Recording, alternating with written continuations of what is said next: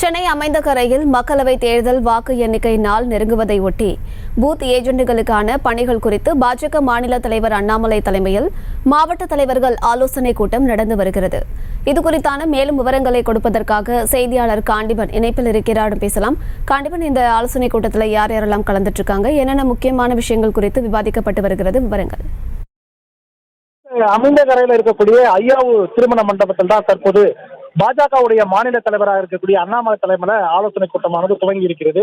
குறிப்பாக இந்த ஆலோசனை கூட்டத்துல நோக்கம் அப்படி என்னன்னாக்கா, ஏற்கனவே தேர்தல் தேதி அறிவிக்கப்பட்டு சில தினங்களில் இறுதியாக இந்த மாவட்ட தலைவர்கள் மற்றும் மாநில நிர்வாகிகள் ஆலோசனை கூட்டம் நடைபெற்றது. அதனைத் தொடர்ந்து தேர்தலை சந்தித்திருந்தார்கள்.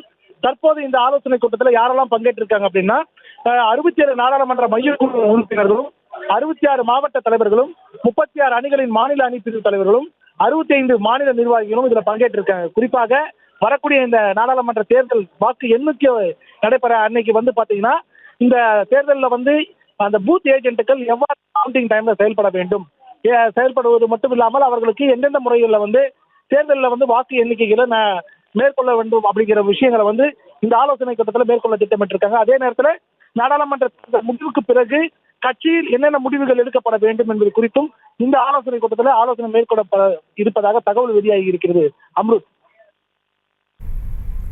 விவரங்களை வழங்கியமைக்கு நன்றி காண்டிபன். செய்திகளை உடனுக்குடனும் துல்லியமாகவும் தெரிந்து கொள்ள சப்ஸ்கிரைப் பண்ணுங்க.